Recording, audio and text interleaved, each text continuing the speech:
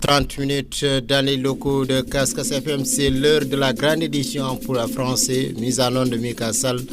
À la présentation, Mounouarsi, voici les titres. Selon le ministère des Transports, ce sont 13 projets structurants qui mailleront tout le territoire national avec plus de 2065 km de rails. L'investissement global prévu est de 3,5 milliards de dollars, soit un engagement annuel de 50 milliards de francs CFA. Les infractions routières rapportent beaucoup d'argent. La gendarmerie récolte chaque semaine 25 millions de francs CFA dans les contraventions. Nécrologie, le journaliste du groupe Futur Média Ibrahima Djahabi, précédemment en service à la rédaction du journal L'Observateur et actuel agent des nouveaux services de GFM, est décédé jeudi soir des suites d'une longue maladie.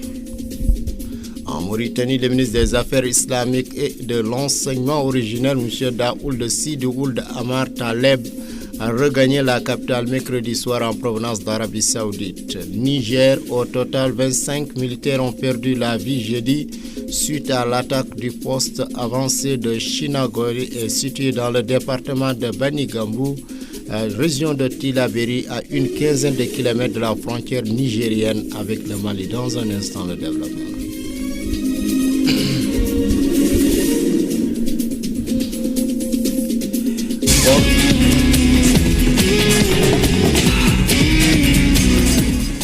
Bonsoir, bienvenue à tous à la présentation Mamadou Marsi. À cabine technique Mika Sall, le ministre de l'Urbanisme Abdou Karim Fofana a rencontré hier les populations riveraines de la décharge de Mbobos.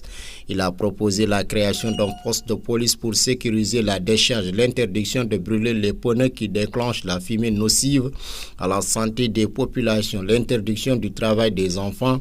Ces mesures conservatoires seront prises maintenant en attendant l'entrée en vigueur du projet de réhabilitation de la décharge. Le collectif Mbobos Doinasek ne veut pas de ces énièmes propositions et promesses ministérielles, selon Mamadou Fall Kalimar. Selon le ministère des Transports, ce sont 13 projets structurants qui mailleront tout le territoire national avec plus de 2065 km de rails.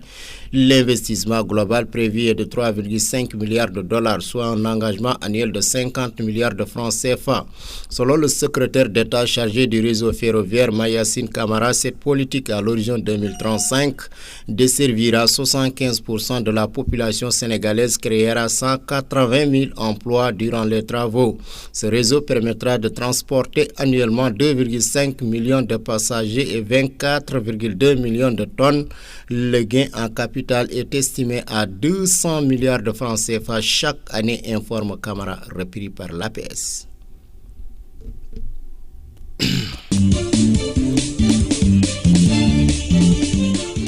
La jeunesse casamançaise désœuvrée est plus que jamais décidée de continuer à braver la mer pour regagner l'Europe qu'elle a dénommée le pays des merveilles. Elle a fait de l'immigration clandestine son passeport numérisé, convaincu qu'ils ne peuvent plus retrouver réussite et bonheur dans leur terre natale. Des jeunes de la région sud ne veulent pas se laisser convaincre ni par leurs parents ni par les autorités administratives, politiques, religieuses et judiciaires qui, pourtant, ne cessent de les appeler à la raison une fois conduits à la barre. Et pour montrer leur détermination d'aller en Europe et plus exactement en Espagne, des capitaines de navires de pirogues ne cessent de nous draguer depuis quelques jours avant de nous proposer des sommes comprises entre 400 000 francs CFA et 500 000 francs CFA pour nous amener en Espagne, dans les îles Canaries, explique le jeune bachelier Mamadou Fall. À l'en croire, toujours 3 de mes amis ont, il y a moins de 3, rejoint l'Espagne via la mer. Ils avaient pris départ dans le village touristique de Canfoutine avant de rejoindre l'Espagne. Ils étaient 35 autres jeunes à bord de leur pirogue et ils sont tous arrivés sur les rives de l'Espagne, a ajouté Mamadou Fall. Plus précis, c'était dans la nuit du 15 au 20 octobre 2019 que nos amis, entre autres des bacheliers désespérés, de jeunes mécaniciens et 3 jeunes filles, 2 Guinéens, ont tous décidé de braver la mer pour aller en Espagne afin de pouvoir trouver du travail pour aider leurs parents.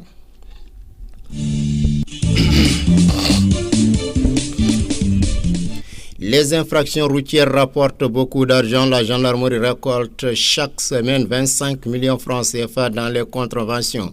Ces chiffres ont été fournis par le colonel Pape Diouf, adjoint du commandant chargé des opérations. Cet argent est réservé au trésor public. D'ailleurs, la maréchaussée envisage, selon le journal LAS, qui donne la nouvelle, de créer dans chaque département une brigade routière. Le président de la République, Macky Sall, va dans les tout prochains jours procéder à un remaniement ministériel. L'on s'attend déjà à un véritable chamboulement du gouvernement, dit Fast Track selon les sources de Senigo.com.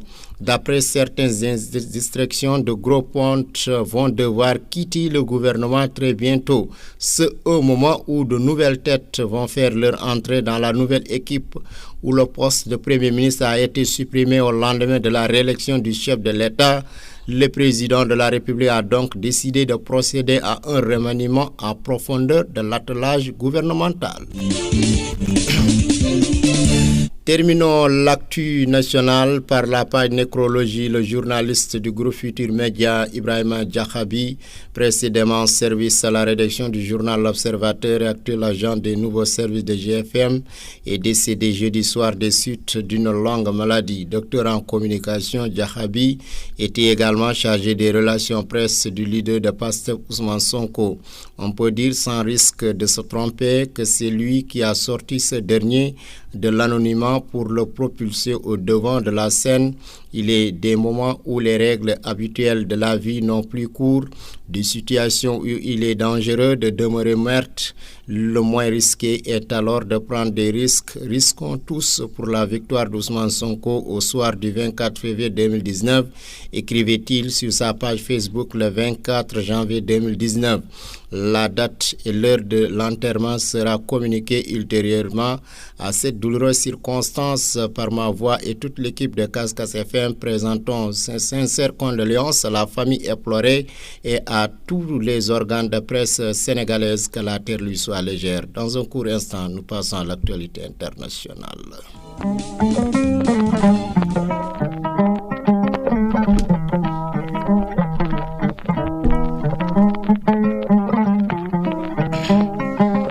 Actualité internationale. À 20h passées de 38 minutes, le ministre des Affaires islamiques et de l'enseignement originel, M. Daoud Sidoul Amar Taleb, a regagné la capitale mercredi soir en provenance d'Arabie Saoudite, où il représentait son pays à la 44e session du Haut Conseil de l'Arabita islamique qui s'est réuni mardi à la Mecque. 2 prix ont été annoncés à cette session qui a enregistré la participation de 82 pays du monde musulman. Le prix du complexe jurisprudentiel islamique relevant de l'Arabita et le prix Charte de la Mecque pour un montant global d'1 million de rials saoudiens. Au cours de la réunion du Haut Conseil, les savants musulmans ont appelé à l'union, au rejet de la division et au renforcement du rôle de l'Organisation de la coopération islamique OCI en prenant en main la gestion d'actions communes menées par les pays musulmans. Au total, 25 militaires ont perdu la vie jeudi suite à l'attaque du poste avancé de Chinagodé, situé dans le département de Baningou, région de Tillabéri, à une quinzaine de kilomètres de la frontière nigérienne avec le Mali. Cette annonce a été faite jeudi soir à la télévision nationale par le porte-parole du ministère de la Défense, le colonel Souleymane Gazabi, qui a annoncé par la même occasion que 63 terroristes avaient été neutralisés. Côte d'Ivoire, décédé le dimanche 5 janvier dernier à New Jersey, aux États-Unis, la dépouille du colonel-major ivoirien Isiaka Ouattara Diouatao devrait être rapatriée à Abidjan le 2 février 2020, selon le programme officiel des obsèques dont APA a reçu copie. C'est un vote historique. Après 3 ans et demi de crise, les députés britanniques ont donné jeudi 9 janvier leur approbation finale du texte du Brexit qui permettra au Royaume-Uni de quitter l'Union européenne le 31 janvier, largement dominé par les conservateurs du Premier ministre Boris Johnson. La Chambre des communes a adopté le texte à 330 voix pour 231 contre. L'info se poursuit sur Cascas FM. Dans un court instant, ce sera l'actualité sportive.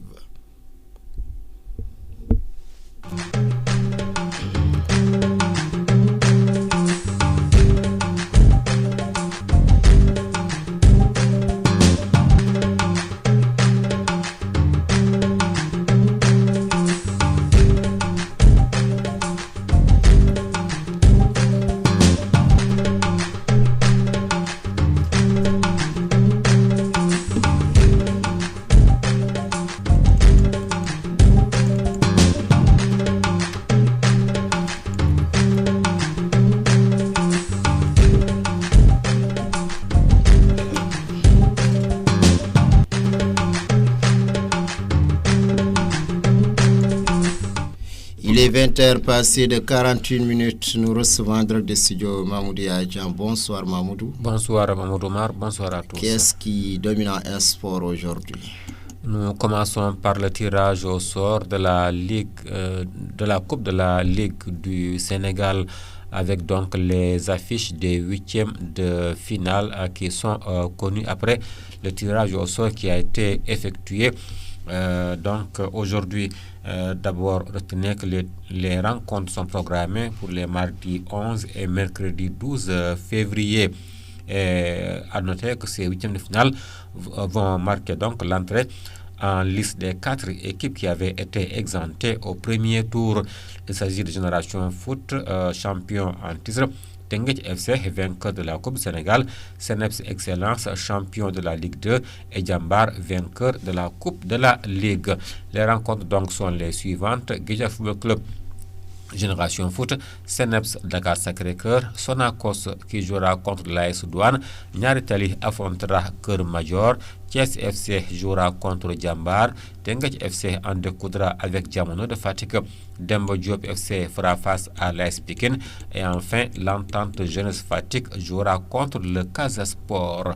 Donc pour rappel, ces rencontres auront lieu les mardis 11 et mercredi 12 février prochain.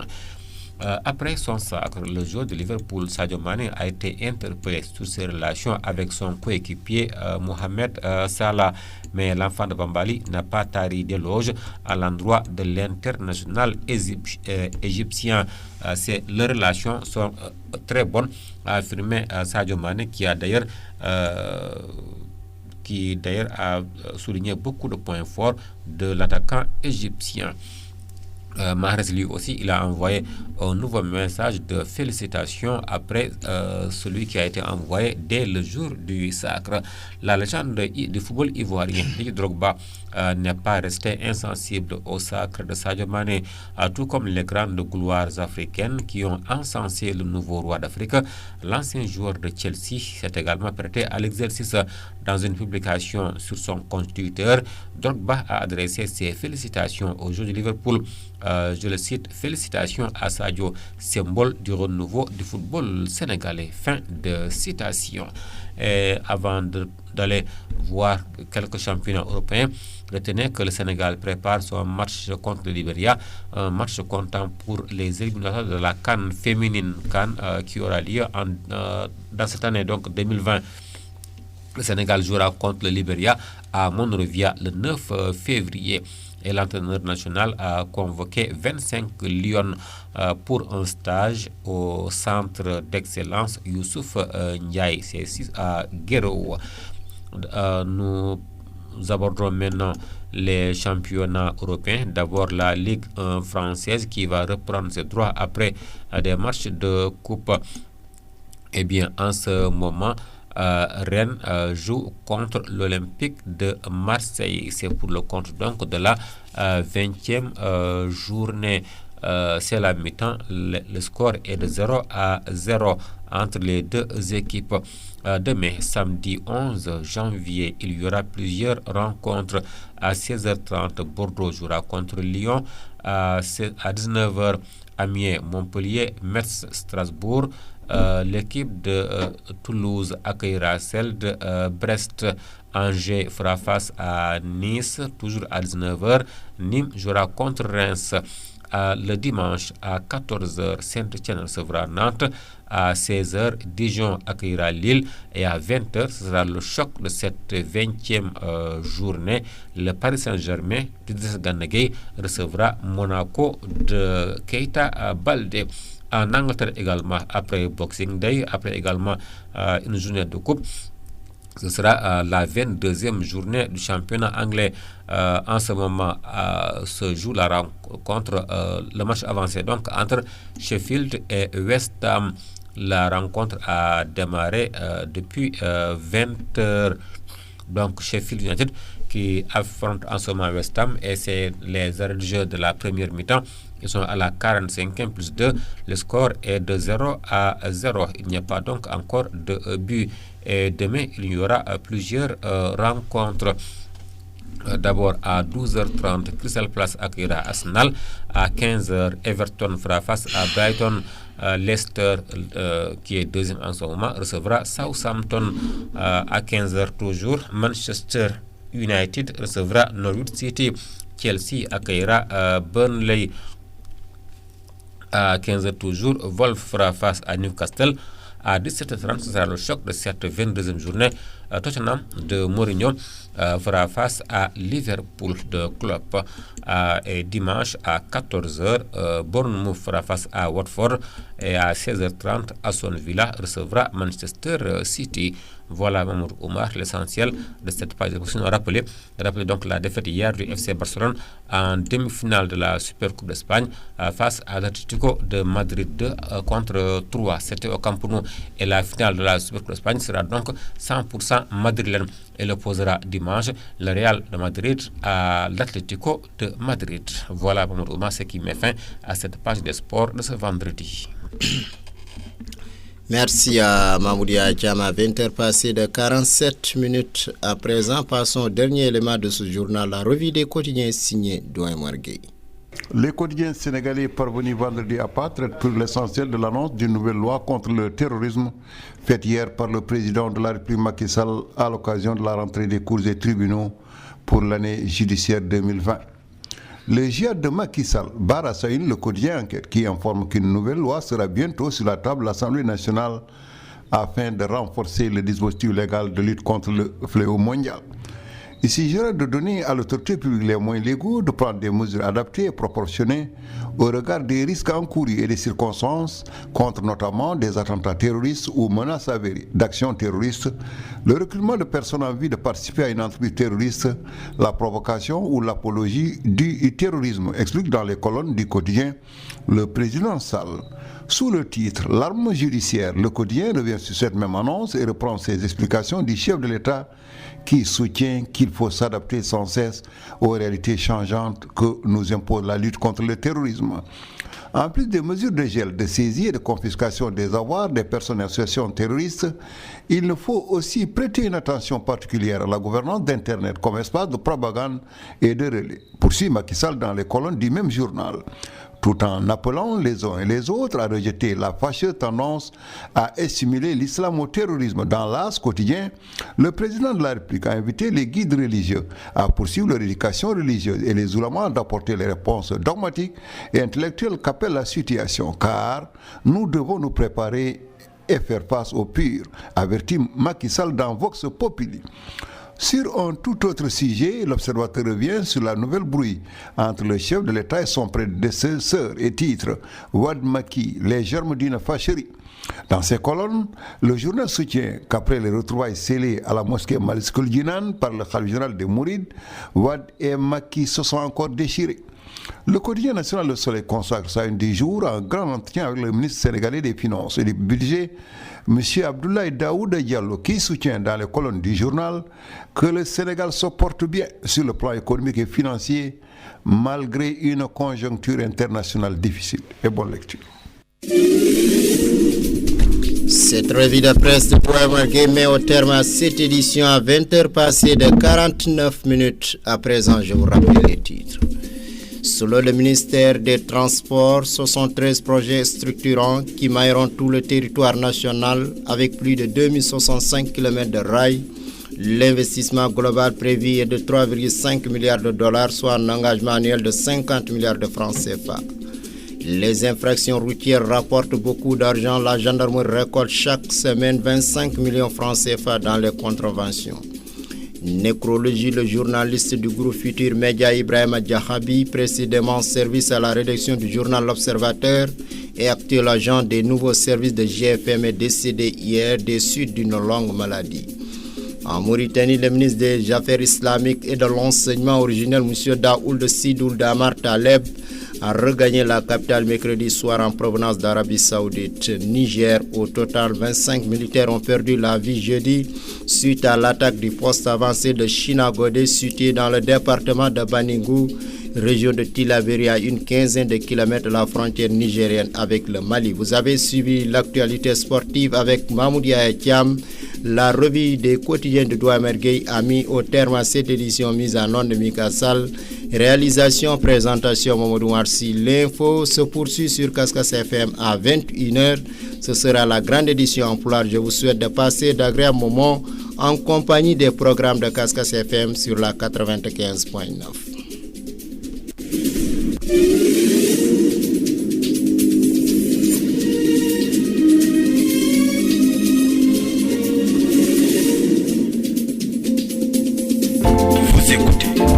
Vous écoutez Kaskas FM 95.9.